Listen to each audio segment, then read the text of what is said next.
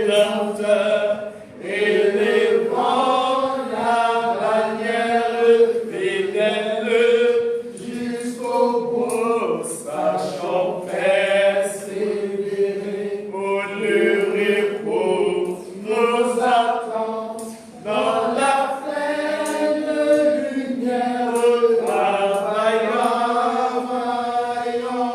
et le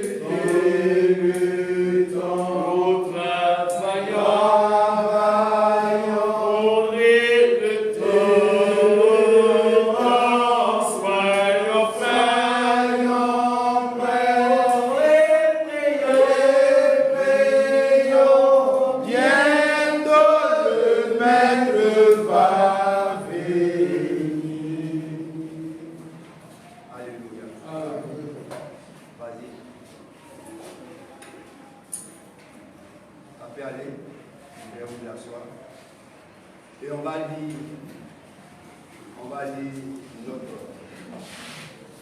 lire notre texte de ce matin dans Apocalypse chapitre 12. Apocalypse 12, 1 jusqu'à 2. Apocalypse 12, 1 jusqu'à 2. Apocalypse 12, Oui, et après on prend le verset 5 et 6. à partir du verset 1. Oui. Un gros signe parut dans le ciel. Un grand signe parut dans le ciel. Une femme enveloppée du soleil, Une femme enveloppée du soleil, la lune sous ses pieds, la lune sous ses pieds. et une couronne de 12 étoiles sur sa tête. Oui. Elle était enceinte Elle était enceinte et elle criait, et elle criait, étant au travail étant en travail et dans la douleur de l'enfantement. et dans les douleurs de l'enfantement. Au verset 5. Au verset 5. Oui. Elle enfanta un fils Elle enfanta un fils. qui doit paître toutes les nations Oui. avec une verge de fer. Oui. Et son enfant vut élevé vers Dieu Oui. et vers son trône. Oui. Et la femme s'enfuit dans le désert, Et la femme s'enfuit dans le désert. où elle avait un lieu préparé par Dieu, Oui. afin qu'elle y soit nourrie pendant 1260 jours. Alléluia.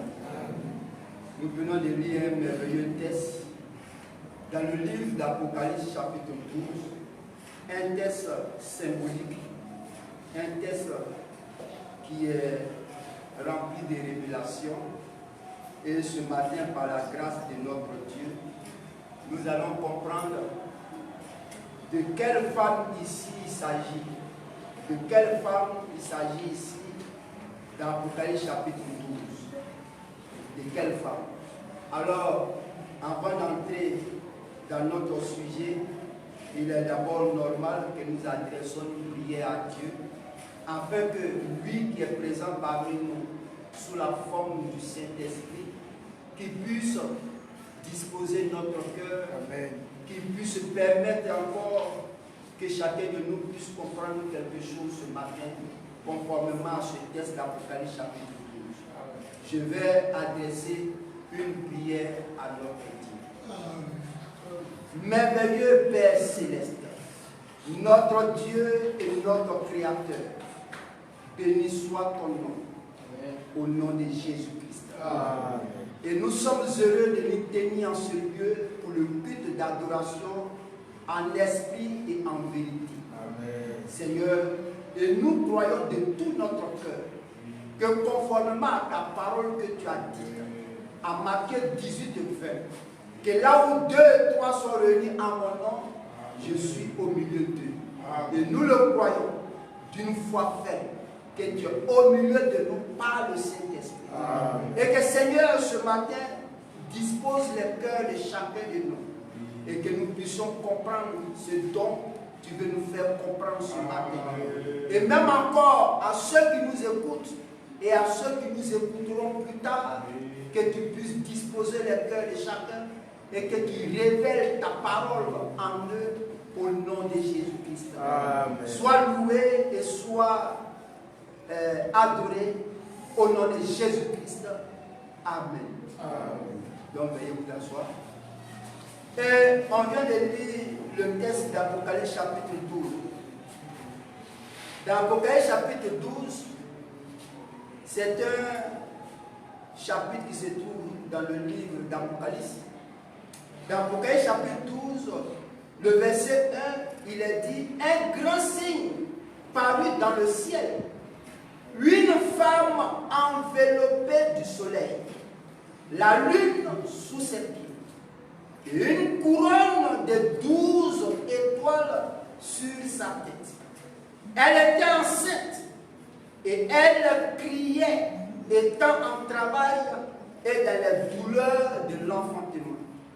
Au verset 5, elle enfanta un fils qui doit mettre toutes les nations avec une verge de fer.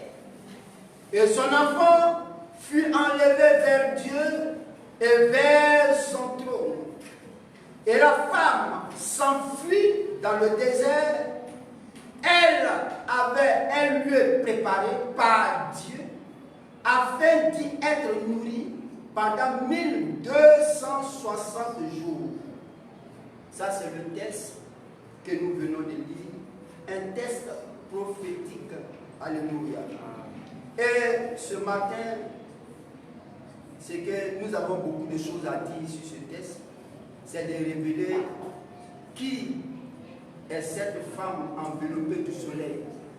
L'identité de la femme enveloppée du soleil dans Apocalypse chapitre 12. Et si on lit même aussi encore Apocalypse chapitre 17, on verra encore que là-bas, il est question d'une femme, mais assise sur une bête. Et quand on regarde les symboles et les caractéristiques qui sont attachés à cette femme dans Apocalypse 17, et les symboles, les caractéristiques attachées à cette femme d'Apocalypse 12, on voit que ce n'est pas les mêmes femmes. Ce n'est pas les mêmes femmes carrément. Mais par la grâce de notre Dieu ce matin, nous comprenons, nous allons comprendre qui est réellement cette femme enveloppée du soleil. Parce que dans la foi catholique, il est dit que la femme qui est enveloppée du soleil et l'enfant qui est sorti d'elle n'est rien d'autre que Jésus et Marie. Mais est-ce que la pensée de Dieu concernant ce qui est dit par la foi catholique, est-ce que cela est juste? Et on va voir plus tard si vraiment cela est juste par la grâce de Dieu. Amen. Mais déjà, dès le point de départ, nous croyons qu'il ne s'agit ni de Marie et ni de Jésus. C'est une autre chose. Mais par la grâce de Dieu, les symboles qui sont attachés à cette femme, lorsqu'on va les décrypter, on va voir qu'il ne s'agit même pas de Marie, il ne s'agit pas de Jésus. Amen. Alléluia. Amen. Mais avant cela, il nous faut rappeler des choses. Il nous faut rappeler que nous vivons un temps, c'est un temps prophétique. Nous vivons un temps où Paul nous a dit quelque chose. Et nous le voyons manifeste aujourd'hui. Nous allons lire ici dans 2 Timothée 4, 3 et 4. Avant que nous allons revenir à notre texte. Avant de revenir à notre texte, pour donner la révélation de la femme enveloppée du soleil, lisons ceci d'abord. Dans 2 Timothée 4, 3 à 4. 2 Timothée 4, oui, verset 3. Au verset 3 à 4. Car il viendra un temps. Car il viendra un temps Où les hommes ne supporteront pas la saine doctrine. Où les hommes ne supporteront pas la saine doctrine. Mais ayant la démangeaison d'entendre des choses agréables, les choses agréables, ils se donneront une foule de docteurs. Selon leur propre désir. Selon eux, leur propre désir. Détourneront l'oreille de la vérité. Ils détourneront l'oreille de la vérité et se tourneront vers les fables. Et se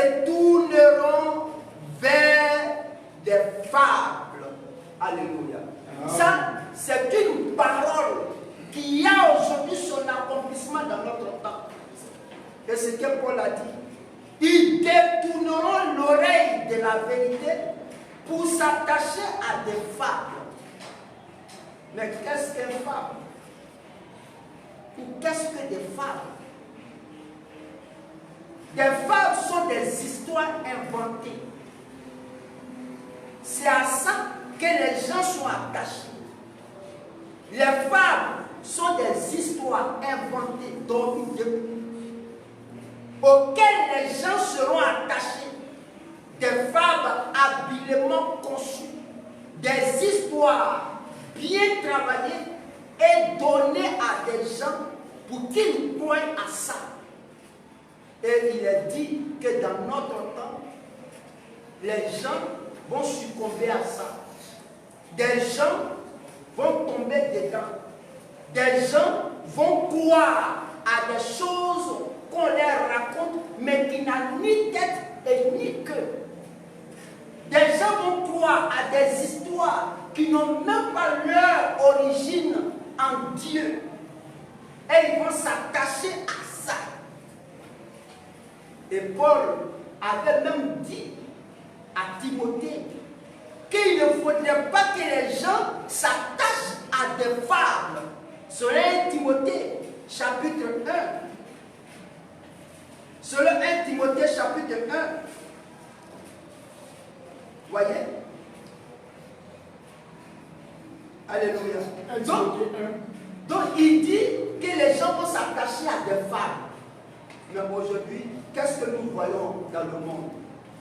On voit réellement que dans le monde religieux, les gens sont attachés à des fables.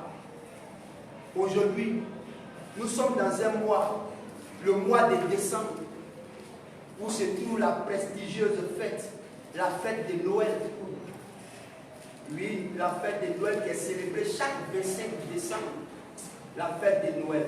Ça, la fête de Noël est une fable habilement conçue, bien travaillée, bien maquillée, et donner ça aux gens. Et les gens sont attachés à ça aujourd'hui. Et pour les en défaire de cette fête-là, il faut Dieu pour les en défaire de ça. Or, qui est Noël? Est-ce que Jésus connaît Noël? Est-ce que Marie connaît Noël? Est-ce que Pierre connaît Noël? Hein? Est-ce que Paul connaît Noël? Mais où ça s'est quitté? Mais ce sont des inventions, ils ont inventé ça.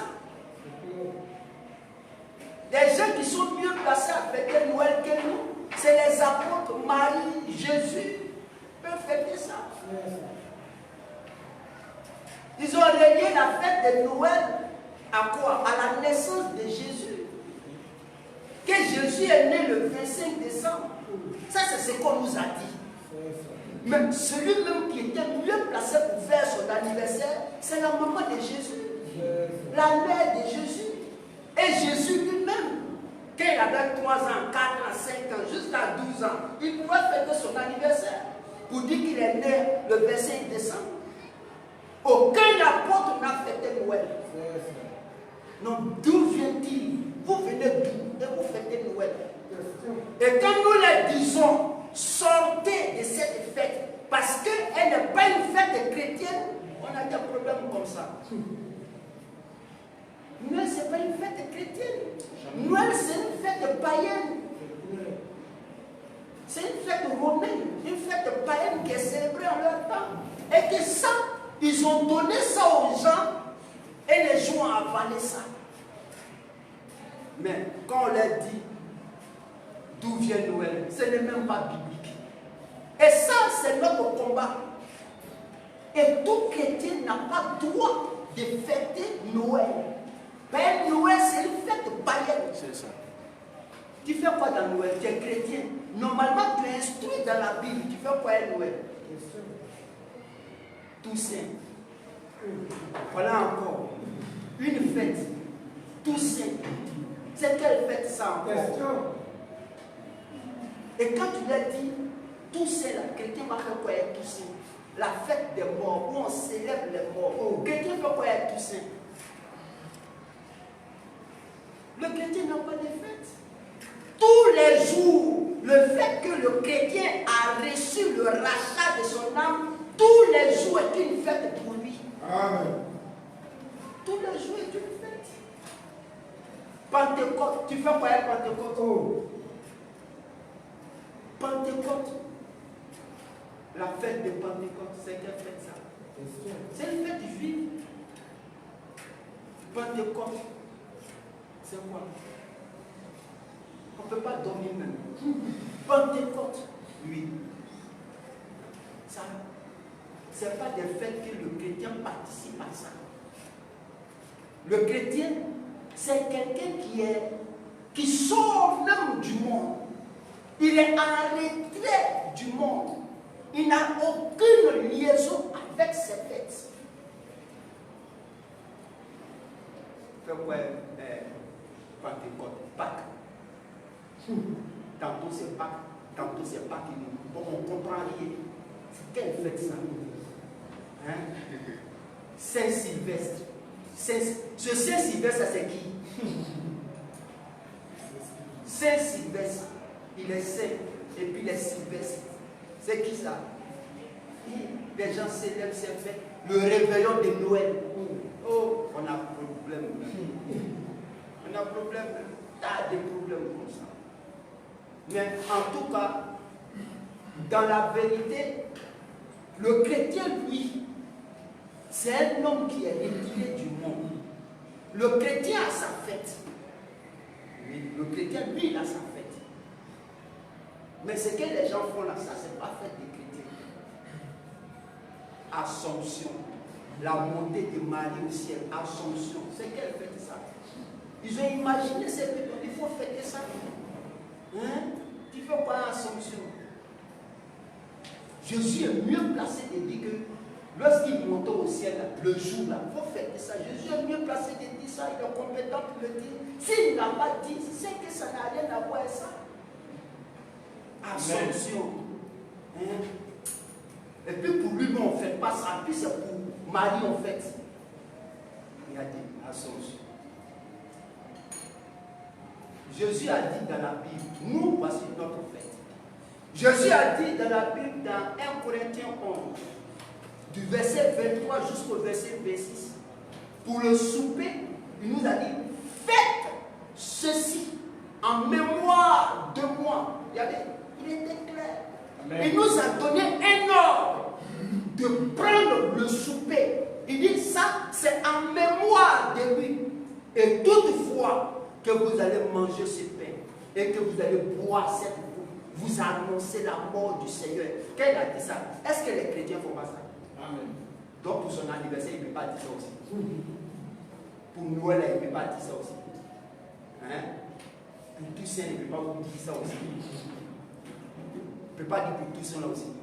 Pour Assomption, il ne peut pas dire ça aussi. Pour Assomption, il ne peut pas dire ça aussi. Hein? Vous voyez, les gens ont créé des fêtes, ils ont mis ça sur le dos des disciples, sur le dos des gens, c'est devenu aujourd'hui quelque chose. Et quand tu dis que la fête de Noël, on ne doit pas la fêter, on dit, mais toi, tu viens de quelle planète? Tu viens d'où? Fête de Noël, les gens ont commencé à fêter il y a longtemps. Depuis des années, on fait fête de Noël. Toi, tu dis, on ne fait pas fête de, tu viens de quelle planète? C'est parce qu'ils ne savent pas. C'est parce qu'il ne sait pas qui dit ça. Tu fais quoi une fête de Noël? Sur nous, on a fait la fête de Noël. Nous, on a fêté ça. On était de leur nom. Mais lorsque la parole de Dieu nous est parvenue et qu'on a été instruit selon les Écritures et par le Saint-Esprit, on a vu que toutes ces fêtes-là sont d'origine païenne. C'est pourquoi le chrétien n'a pas besoin de fêter ça. En tout cas, nous, on ne fait pas ça. Nous, on ne fait pas tousser.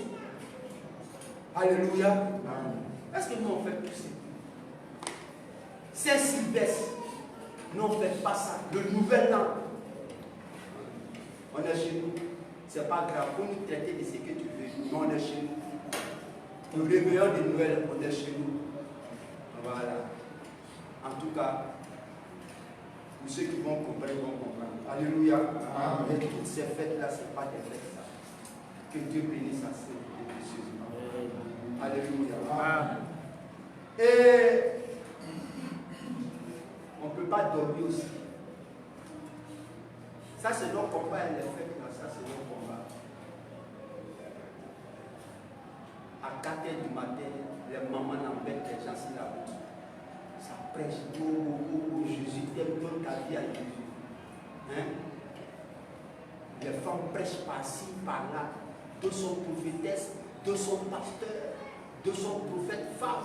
Bon, il y a tout est armé aujourd'hui. Et ça, c'est nous notre combat. La femme n'a pas le droit d'enseigner la parole de Dieu. Ça, c'est nous notre combat. Dis aux gens que la femme n'a pas droit à enseigner la parole de Dieu. Elle n'a même pas ce droit. Une femme qui tient l'un des 5 ministères de la parole de Dieu, elle n'est pas à sa place. Elle fait quoi là-bas? Elle fait quoi? Elle a la Bible à main à la chair. Elle fait quoi là-bas? Qu'est-ce qu'elle fait là-bas? Ce n'est pas son lieu. Elle est dans le peuple. Elle fait quoi là-bas? Elle tient la Bible à main, et puis bon, c'est elle qui parle de la parole. Tu connais quoi, et puis tu vas parler de la parole. Et selon même les Écritures, aucune femme n'a eu droit à un ministère de la parole de Dieu. Et quelle femme encore dans la Bible a-t-il baptisé une fois? Elle a un ministère, elle est pasteur, ou elle est prophète.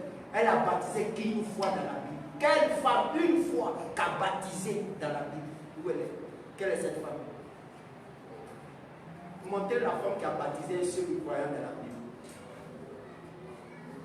Il n'y a pas. Il prend Joël 2, 28. Joël 2, 28. Alors, je répandrai de mon esprit sur toute chair. Vos fils et vos filles prophétiseront. Bon, est-ce que tu as compris ce que Joël a dit? Tu n'as pas compris ce que Joël a dit. Je répandrai de mon esprit sur toute chair. Dans l'esprit, laquelle vient sur toute chair. Et tous prophétisent. Et tous les enseignent. Mais c'est une prophétie. C'est une prophétie. Et la prophétie a eu son accomplissement dans Actes chapitre 2. Dans Actes 2, 1 jusqu'à 4, ce qui avait été annoncé par Joël et par le Seigneur Jésus dans Luc 24, 49, c'est ce qui a accompli dans Actes 2, 1 à 4. Et à la chambre haute même, il y avait des femmes. Marie, mère de Jésus, et les femmes, elles étaient à la chambre haute. Dans Acte 1, quand Jésus a fini de parler, dans Acte 1, qu'est-ce qu'ils ont fait? Elles sont retournées à Jérusalem. Et après, dans Acte chapitre 1, 14 jusqu'à la fin, mais ils ont monté à la chambre haute. Et c'est là-bas qu'ils sont restés pour attendre la promesse de l'Esprit. Et à la chambre haute, il y avait Marie même. Il y avait Marie, mère de Jésus, elle était là. Il y avait Marie, mère de Jésus. Et quand Judas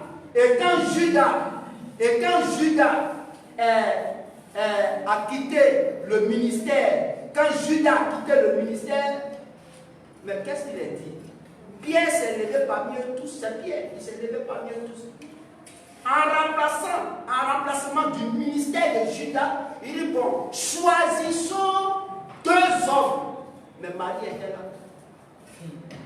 Marie, elle était là.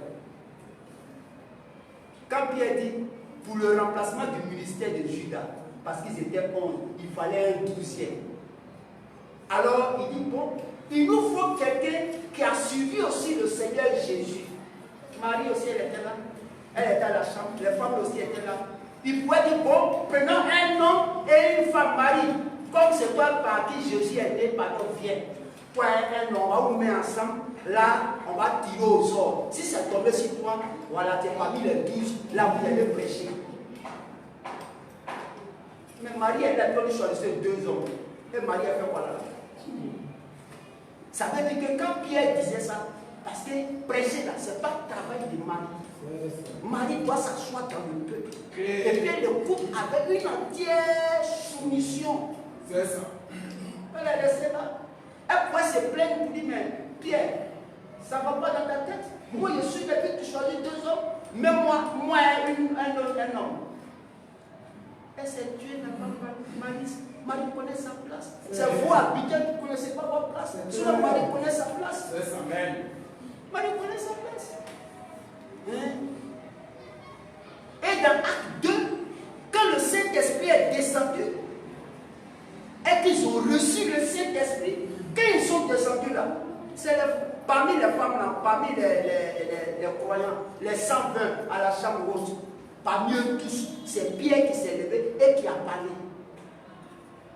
Mais quand Pierre s'est levé et il a parlé, qu'est-ce qu'il a dit? Il dit, vous savez que depuis longtemps Dieu m'a choisi. Il dit, regardez ceux-là, ils ne sont pas ivres. Hein. Ce n'est pas des gens qui sont ivres, hein, mais c'est ici, c'est qu'avait dit le prophète Joël.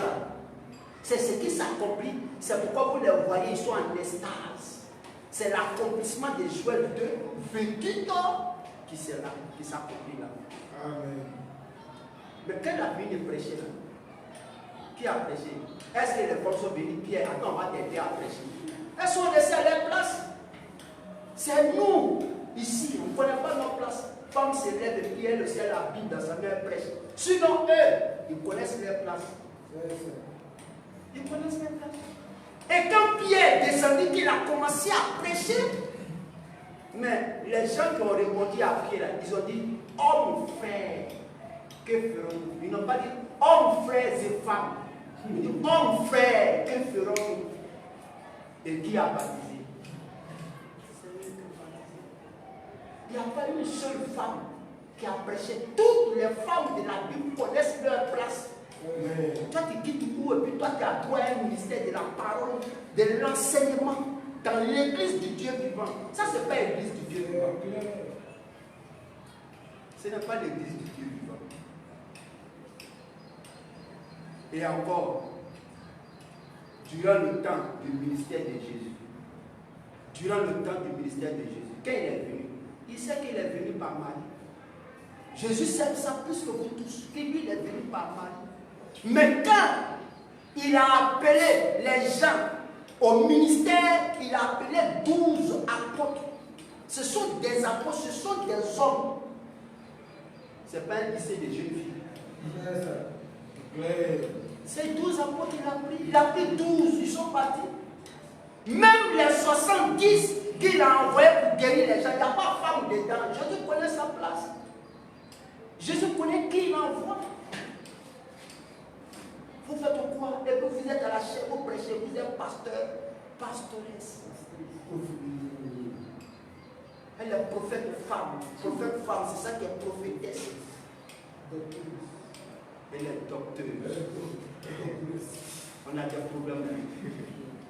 Mais nous, notre combat, c'est de dire que toute femme qui prêche, qui tient l'un des 5 ministères de la parole, de l'enseignement dans l'église du Dieu vivant, ce n'est pas l'église du Dieu vivant.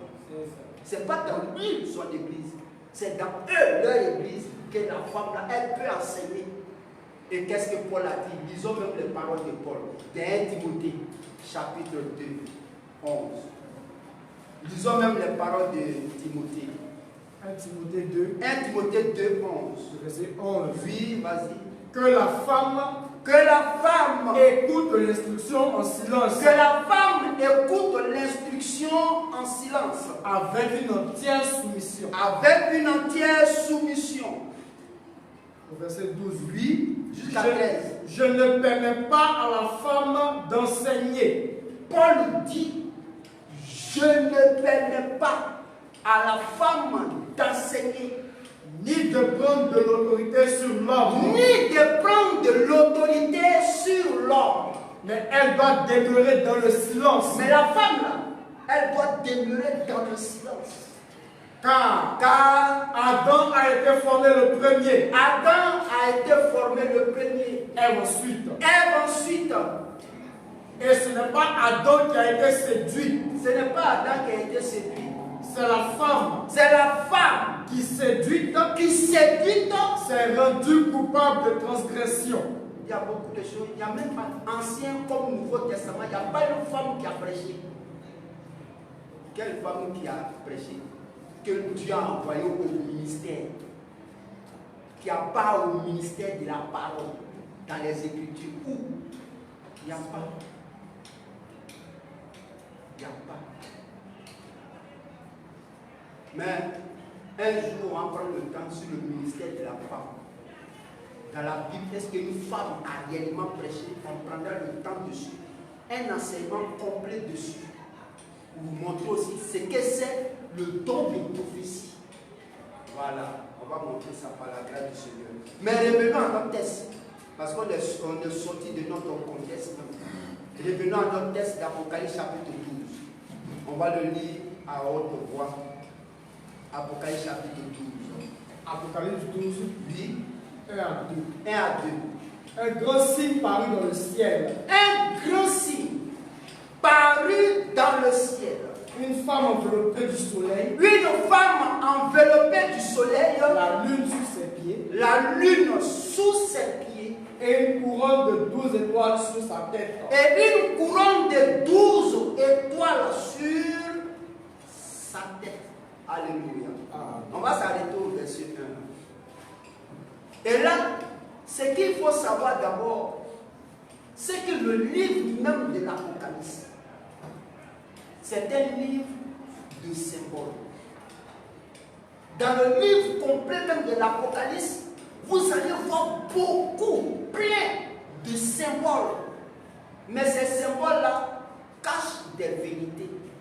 Sous chaque symbole, il y a une vérité qui est cachée. C'est pourquoi Dieu, il a masqué sa pensée par des symboles dans le livre de l'Apocalypse. Et dans ce livre de l'Apocalypse, Apocalypse chapitre 12 en fait partie. C'est un livre de symboles. Un chapitre rempli de symboles. Mais chaque symbole décrit une vérité de Dieu. Et quand on nous dit qu'il s'agit de Marie, par exemple, quand la foi catholique nous dit qu'il s'agit ici de Marie, mais ce n'est pas juste. Ce n'est même pas juste.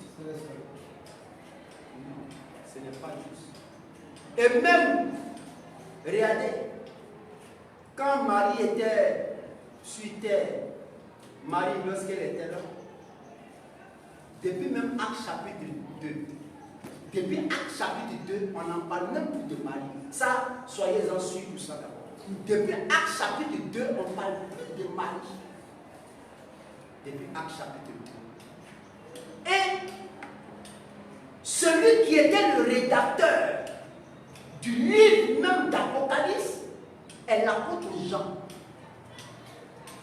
Ça veut dire, l'apôtre Jean qui a écrit le livre de l'Apocalypse, lui, il était vivant. Mais Marie était déjà décédée. Or, dans le livre de l'Apocalypse, il est dit, pour montrer à ses serviteurs les choses qui doivent arriver bientôt et non celles qui sont déjà passées. Non. Ce n'est pas les choses déjà passées. Mais quand il fut sur l'île de Patmos, mais en ce moment, Marie n'était plus. Et même Jésus, quand il est né de Marie, il n'a pas été enlevé comme Enoch a été enlevé. Non.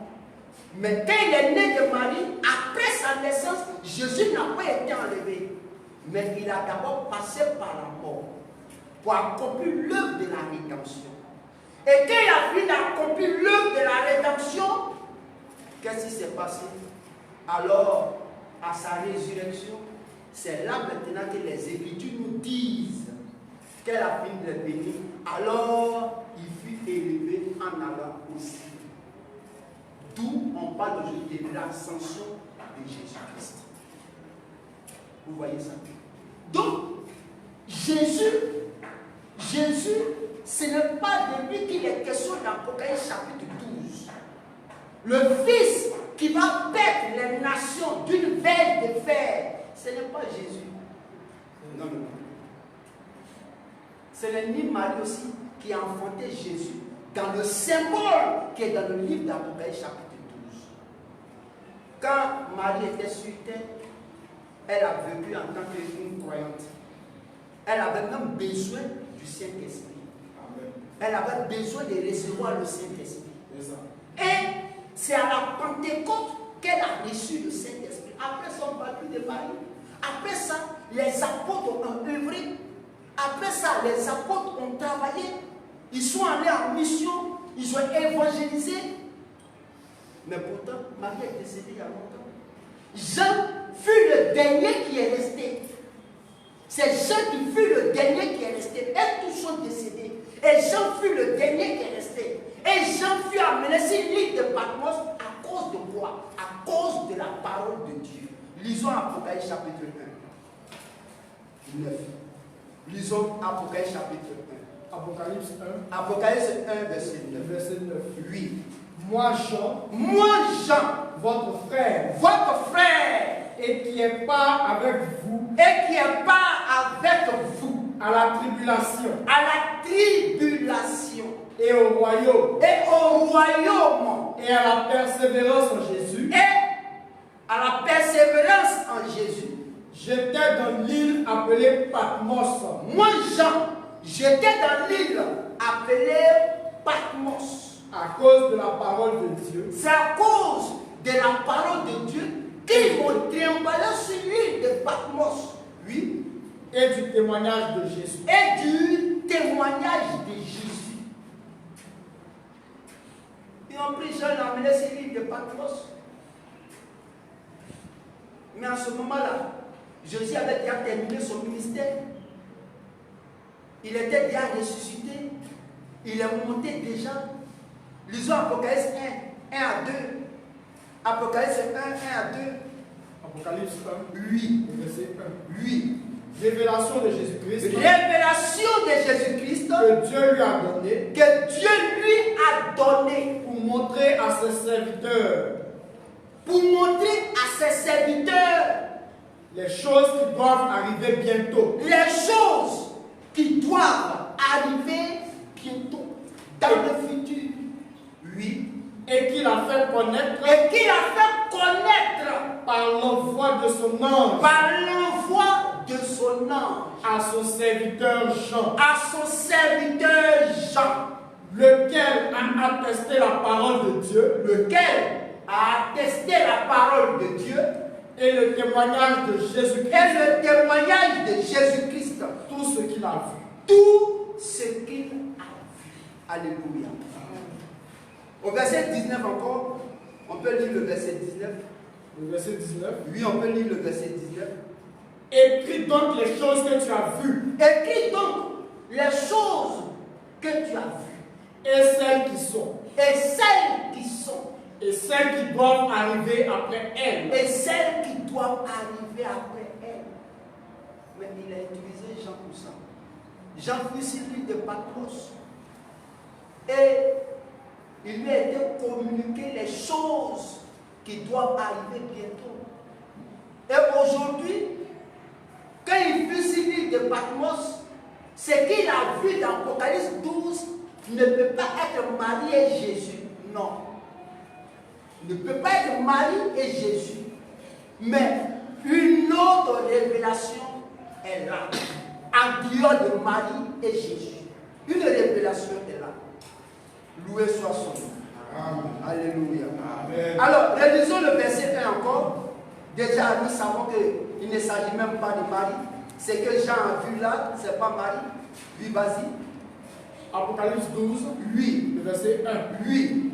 Un grand signe parut dans le ciel. Un grand signe parut dans le ciel. Une femme enveloppée du soleil. Une femme enveloppée du soleil. La lune sous ses pieds. La lune sous ses pieds. Et une couronne de 12 étoiles sur sa tête. Alléluia. Voilà des symboles qui sont rattachés à la femme. D'abord, il est dit que la femme est enveloppée du soleil. Elle est revêtue du soleil. Le soleil est là. Ce qu'il signifie dans ce contexte ici, le soleil. La femme qui est là n'est pas une femme naturelle. Dans les prophéties bibliques, dans les Écritures, une femme a deux significations. Elle peut être une femme physique. Oui, ça on peut voir. Mais il y a aussi une femme dans le domaine spirituel, mais qui désigne l'Église. Mais qui désigne l'Église. Et celle qui est dans l'Apocalypse 12 désigne l'Église. Parce que nous pouvons montrer que dans les Écritures, depuis l'Ancien Testament, d'abord, que le peuple de l'Alliance, Israël, en tant que peuple de l'Alliance, a été désigné en tant que femme, en tant que fiancée, en tant qu'épouse. Donc déjà même, ça nous interpelle concernant aussi la femme d'Apocalypse chapitre 12. Lisons un exemple. En rapport avec Israël, lisons Ésaïe 54, 5 à 10. Lisons Ésaïe 54, 5 à 10. Ésaïe 54. Ésaïe 54, 5 à 10. À partir du verset 5. Oui. Quand ton Créateur est ton époux, Car ton Créateur est ton époux. l'Éternel des armées est son nom. L'Éternel des armées est son nom. Et ton Rédempteur Et ton Rédempteur est le Saint d'Israël. est le Saint d'Israël. Il se nomme Dieu Il se nomme Dieu de toute la terre. de toute la terre. Car l'Éternel te rappelle Car l'Éternel te rappelle comme une femme délaissée comme une femme délaissée et au cœur attristé, et au cœur attristé, comme une épouse de la jeunesse comme une épouse de la jeunesse qui a été répudiée. qui a été répudiée. Dis ton Dieu. Dis ton Dieu. Quelques instants, Oui. je t'avais abandonné, Quelques instants, je t'avais abandonné. mais avec une grande affection, Mais avec une grande affection, je t'accueillerai. je t'accueillerai. Dans un instant de colère, Dans un instant de colère, je t'avais un moment dérobé ma face, oui, mais avec un amour éternel, oui, j'aurai compassion de toi. j'aurai compassion de toi. Dis ton Rédempteur, Dis ton Rédempteur, l'Éternel. l'Éternel. Il en sera pour moi Il en sera pour moi. comme des eaux de Noé. Oui, J'avais juré que les eaux de Noé oui, ne se répandraient plus sur la terre. oui, Je jure de même oui, de ne plus m'irriter contre toi oui, et de ne plus te menacer. oui, Que les montagnes s'éloigneraient, oui, quand les collines chancelleraient. oui, Mon amour ne s'éloignera point de toi, oui, et mon alliance de paix oui, ne chancellera point. oui, Dit l'Éternel, oui. qui a compassion de toi. Alléluia. Voilà un texte dans l'Ancien Testament qui montre une relation entre le peuple d'Israël en tant que peuple d'alliance, une relation entre époux et époux, épouse et époux, entre mari et femme. On peut lire encore ici Ésaïe 62, 4 à 5. Lisons Ésaïe 62 encore, 4 à 5. Ésaïe 62, Ésaïe 62, 4 à 5. verset 4. Oui. On ne te nommera plus délaissé. On ne te nommera plus délaissé. On ne te nommera plus ta terre désolation. Oui. Mais on t'appellera mon plaisir en elle. Mais on t'appellera mon plaisir en elle. Et l'homme appellera ta terre épouse. Et l'homme t'appellera ta terre épouse. Car l'Éternel, Oui. met son plaisir en toi. Oui. Et ta terre Et ta terre. aura un époux. Oui, vas-y. Comme un jeune homme s'unit à une vierge, Oui. ainsi tes fils s'uniront à toi. Oui, Et comme la fiancée oui, fait la joie de son fiancé, oui, ainsi oui. tu feras la joie de ton Dieu. Alléluia. Amen. Osée 2, 19 à 20. Osée 2, 19 à 20. Osée 2, 19 à 20. Osée 2, Oui, 19 à 20. le verset 19. Oui, J'ôterai de ta bouche oui, les noms de Baal, oui, afin qu'on ne les mentionne plus par leur nom. oui. En ce jour-là, En ce jour-là, je traiterai pour eux oui, une alliance avec les bêtes des champs, oui, les oiseaux du ciel oui, et les reptiles de la terre. et les reptiles de la terre. Je briserai le pays, l'arc, Oui, l'épée oui, et la guerre, oui, et je les ferai reposer avec sécurité. oui. Au verset 21. Au verset, oui, vas-y. Je serai ton fiancé pour toujours. Je serai ton fiancé pour toujours. Je serai ton fiancé par la justice, Je serai ton fiancé par la justice, la droiture, la droiture, la grâce la grâce et la miséricorde. et par miséricorde. Alléluia. Loué soit son nom, notre Dieu. Donc, déjà même le peuple de l'ancienne alliance a été déjà désigné en tant que femme. Ça veut dire qu'aujourd'hui, une femme dans le domaine spirituel désigne aussi des personnes. Désigne aussi des personnes. Mais là, il s'agit maintenant d'Apocalypse chapitre 12 de l'Église. Parce que l'Église est l'ensemble des personnes rachetées par le sang de l'agneau. Lorsqu'on revient encore dans le Nouveau Testament, regardez ce qu'il est dit dans Jean 3, 29. Écoutons ce qu'il est dit dans Jean 3, 29. Jean 3, Dans Jean 3, 29. le verset 29. Oui. Celui à qui appartient l'épouse, Celui à qui appartient l'épouse, c'est l'époux. c'est l'époux. Mais l'ami de l'époux, Mais l'ami de l'époux, qui se tient là lui, et qui l'entend, lui, éprouve une grande joie, lui, à cause de la voix de l'époux. à cause de la foi de l'époux. Aussi cette joie. Alléluia. Donc, quand nous lisons encore dans Matthieu 25, du verset 1 jusqu'à 13, on voit qu'il est mentionné de l'arrivée de l'époux en relation avec les 10 vierges. Là encore, les hommes ont été symbolisés par des vierges. Et les vierges, c'est l'Église. Alléluia. Dans Matthieu 25, 1 à 13. Dans Éphésiens chapitre 5 encore, là lisons Éphésiens chapitre 5, 29 à 32. Éphésiens 5, 29 à 32. Éphésiens 5, 29 à 32.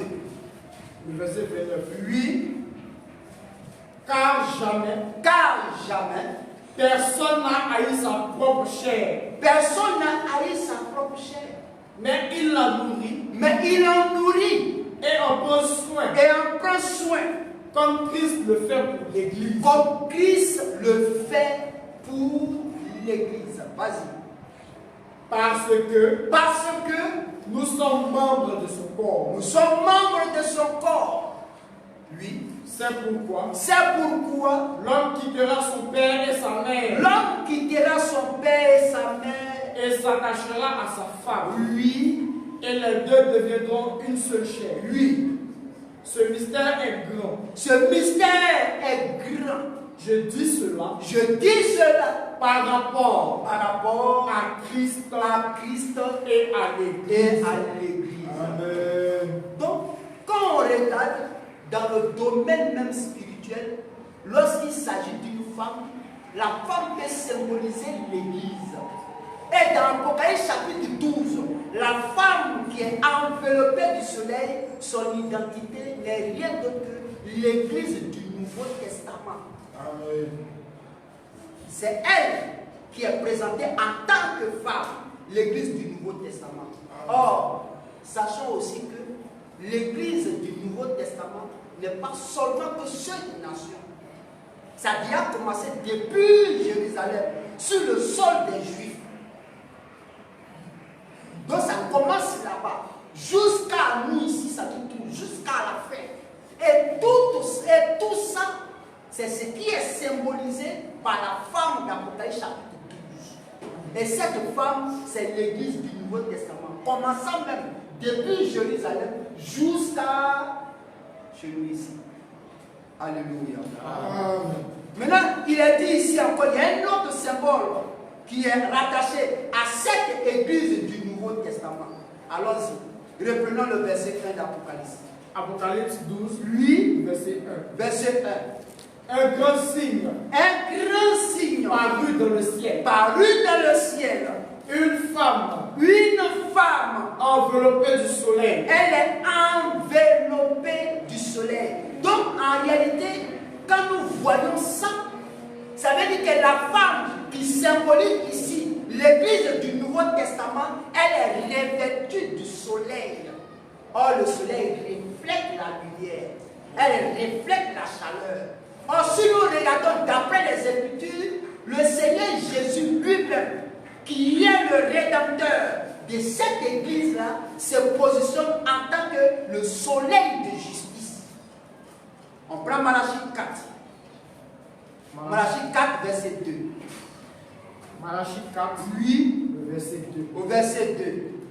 Mais pour vous qui craignez mon nom, qui craignez mon nom, se lèvera le soleil de la justice. Le soleil de la justice et la guérison. Et la guérison sera sous ses ailes. Sous ses ailes. Et notre Seigneur Jésus-Christ, il est le Rédempteur.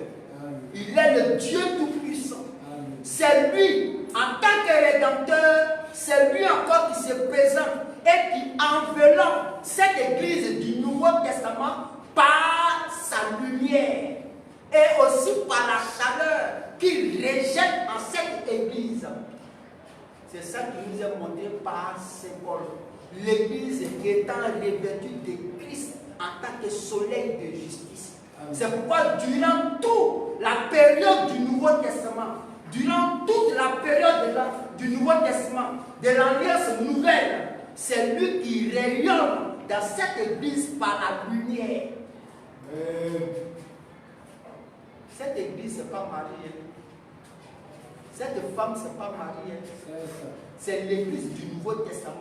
Et Christ l'a enveloppé de lui sa lumière. Et l'église vit dans la lumière de Christ. L'église vit dans la lumière de la parole de Dieu. De la parole de Christ. Alléluia. On continue encore. Le deuxième symbole qui est attaché à cela, il dit, un grand signe parut dans le ciel. Une femme enveloppée du soleil. La lune encore sous ses pieds. Cette femme, en tant qu'église du Nouveau Testament, revêtue du soleil, revêtue de Christ, en tant que soleil de justice, qui rayonne en elle, qui lui donne sa lumière et qu'elle marche dans la lumière de Christ, elle a encore sous ses pieds cette église, la lune en tant que symbole. Mais pourquoi sous ses pieds? Pourquoi sous les pieds de l'église? Pourquoi la lune sous les pieds de l'église? Ça encore, c'est un symbole. Si la femme a sous ses pieds, la femme qui représente l'église du Nouveau Testament, qui représente l'église du Nouveau Testament, revêtue de Christ en tant que soleil de justice, si elle a sous ses pieds la lune est un symbole, montrant que l'église du Nouveau Testament a pour fondement l'Ancien Testament. Amen. C'est pourquoi l'église a été fondée sur le fondement des prophètes et des apôtres. La lune qui est sous ses pieds représente l'Ancien Testament avec toutes ses paroles. Alléluia. Pierre a dit quelque chose dans 2 Pierre 1, 19. Lisons quelque chose dans 2 Pierre 1, 19. 2 Pierre 2 Pierre 1, 19. 1, verset 19. Oui, Et nous tenons pour d'autant plus certaines, nous les apôtres, nous tenons d'autant plus certaine la parole prophétique la parole d'un prophète à laquelle vous faites bien de prêter attention, vous faites bien de prêter attention comme une lampe comme une lampe qui brille dans un lieu qui obscur, brille dans un lieu obscur jusqu'à ce que le jour vienne apparaître, jusqu'à ce que le jour vienne apparaître. Alléluia. Voyez que encore, voilà un autre symbole qui a été décrypté.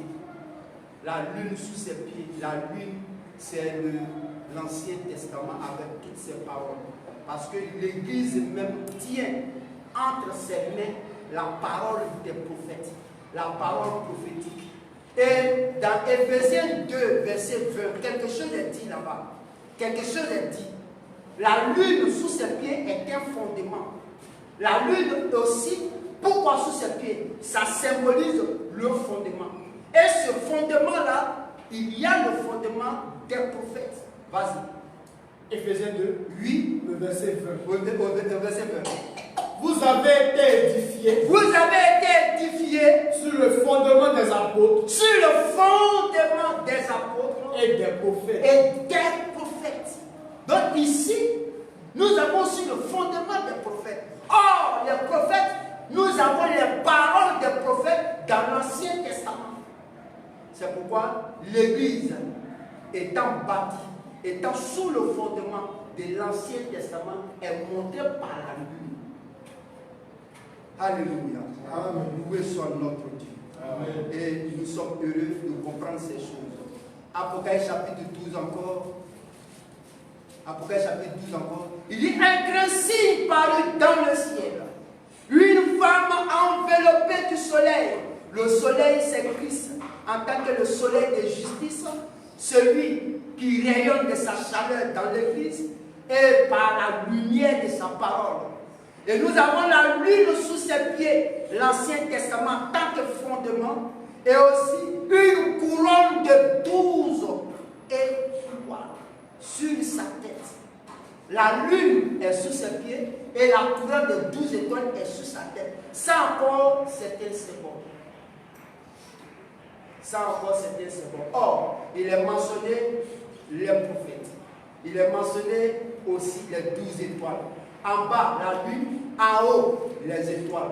Ça veut dire que nous avons l'Ancien Testament et nous avons aussi le Nouveau Testament qui est couronné par la doctrine des 12 apôtres. Ça veut dire ici, nous avons affaire ici aux 12 étoiles qui représentent la doctrine des 12 apôtres. Mais c'est en cela que l'Église est revenue. L'Église est revenue aujourd'hui sur le fondement des apôtres. Et dans Éphésiens 2, verset 20, il dit, vous avez été édifiés sur le fondement des apôtres. Les apôtres, c'est eux qui ont apporté la doctrine. C'est eux qui sont les dépositaires et qui nous ont légué la doctrine. Ce que Jésus leur a donné, eux ils nous ont donné ça. Donc en vérité, la femme d'Apocalypse chapitre 12, ce n'est rien d'autre que l'Église du Nouveau Testament qui a enveloppé du soleil, qui est Christ en tant que soleil de justice, qui anime son Église par la lumière de sa parole, qui rayonne en elle par sa chaleur, en lui donnant la force. Et nous avons aussi la lune sur ses pieds, qui représente comme fondement sur lequel l'Église est basée, l'Ancien Testament. Et nous avons les 12 couronnes qui représentent la doctrine des 12 apôtres, qui montrent que l'Église de la Nouvelle Alliance est fondée sur l'Ancien Testament et sur le Nouveau Testament avec l'enseignement des 12 apôtres. Voilà ce qui est là. Voilà les symboles ici qui sont donnés en révélation. Amen. Au verset 2, il dit, elle était enceinte. Qui était enceinte? La femme qui est enveloppée du soleil. C'est elle qui était enceinte. Alléluia. Elle était enceinte et elle criait, étant en travail et dans les douleurs de l'enfantement. Mais comment se fait-il que l'Église elle est enceinte? Mais dans le naturel même normalement, quand nous lisons dans le naturel, la femme pour qu'elle soit enceinte dans le domaine naturel, il faut une sémence qui est plantée en elle, une sémence qui est mise en elle, une sémence qui a été plantée en elle. Il faut ça pour que la femme dans le domaine naturel soit enceinte. Et ici, comme nous sommes dans le domaine spirituel, il est trouvé qu'ici, l'Église du Nouveau Testament, la femme enveloppée du soleil, enveloppée de Christ en tant que le soleil de justice, qui a pour fondement l'Ancien Testament et qui a pour couronne la doctrine des 12 apôtres, cette femme est tombée enceinte. Mais comment elle peut tomber enceinte? Comment cela peut se faire? Elle a reçu la sémence. Pour qu'une femme tombe enceinte dans le domaine physique naturel, il faut une sémence de l'homme pour que la femme tombe enceinte. Mais ici, c'est elle qui, l'Église est tombée enceinte comment? En recevant la sémence de la parole de Dieu. Parce que la parole de Dieu est une sémence. Et c'est la sémence de la parole de Dieu étant plantée dans cette église-là, c'est en ce moment qu'elle est tombée enceinte. Et maintenant, elle est en travail. Elle est dans les douleurs de l'enfantement. Aujourd'hui, nous vivons une période dans laquelle la sémence de la parole de Dieu est injectée dans l'église, afin qu'au sein de l'église sorte le Fils mâle. Mais bientôt, le Fils va sortir. Le Fils va sortir. Et comme je le disais, dans Apocalypse chapitre 12, il n'est pas question de Jésus. Parce que normalement, il est dit au verset 5, elle enfanta un fils qui doit perdre toutes les nations avec une verge de fer. Et son enfant fuit. Son enfant fuit. Son enfant fut enlevé vers Dieu et son enfant fut enlevé vers Dieu et vers son trône. Mais Jésus n'a pas été enlevé. Jésus a été élevé. Et quand Jésus est mort à sa résurrection, dans Acte 1, 9 à 11, les gens le voyaient monter à l'eau au ciel. Mais il n'a pas été enlevé. À sa naissance, non. Donc il n'est pas question de Jésus. Alors, donc, l'Église, durant la période dans laquelle nous sommes, elle reçoit la sémence de la parole de Dieu. Elle en reçoit seulement. Elle en reçoit jusqu'à ce qu'aujourd'hui, cette femme-là, elle est en travail. Et bientôt, le Fils mâle va sortir. C'est pourquoi, regardons dans Apocalypse chapitre 12, au verset 5. Elle enfanta un fils. C'est maintenant qu'elle a enfanté. Elle enfanta un fils qui doit perdre toutes les nations avec une veine de fer. Et son enfant fut enlevé vers Dieu et vers son trône. Au sein de l'Église, ceux qui vont être enlevés là, ils sortent de l'Église. La femme représente l'Église du Seigneur Jésus-Christ de la nouvelle alliance, revenue à la doctrine des 12 apôtres.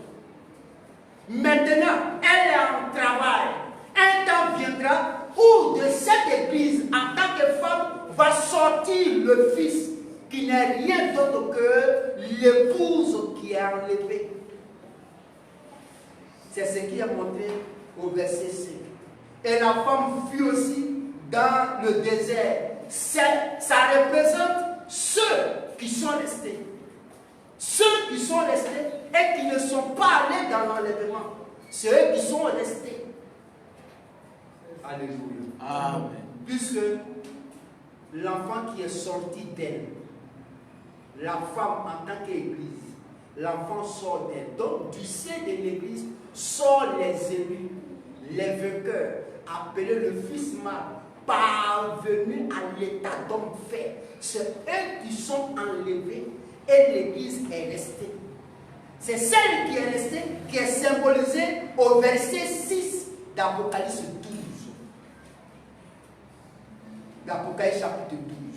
Où il dit, et la femme s'enfuit dans le désert où elle avait un lieu préparé par Dieu afin d'y être nourrie pendant 1260 jours. Donc, quand l'épouse est enlevée de la tête, symbolisée par le fils mâle qui est parti enlever, quand l'épouse est enlevée, alors ce qui suit, nous connaissons qu'il y a l'église qui est restée sur terre. C'est elle qui va vivre sur terre pendant le temps de la tribulation. Mais on va s'arrêter à là. Ce que nous pouvons comprendre aujourd'hui, ce sont les symboles rattachés à la femme. Sachant que la femme d'Apocalypse chapitre 12 n'est pas Marie, n'est pas Jésus le Fils qui est né là-bas, mais l'église du Nouveau Testament, dont le Rédempteur est Jésus-Christ. Symbolisé aussi par le soleil, qui est Christ en tant que soleil de justice, qui enveloppe cette femme et qui l'anime par la chaleur. Vous voyez, qui l'anime par les rayons qui sortent de lui, qui vivifie cette église. Vous voyez, alléluia. Loué soit notre Dieu. Amen. Et la lune sous ses pieds, nous avons aujourd'hui la parole des prophètes. Amen. Nous, en tant qu'église, nous avons la parole des prophètes. Amen. Nous avons la parole, l'enseignement des 12 apôtres. Amen. Et dans Actes chapitre 2, il est dit quelque chose dans Actes chapitre 2 qu'on va lire. Dans Actes chapitre 2. Acte 2. Dans Actes chapitre 2.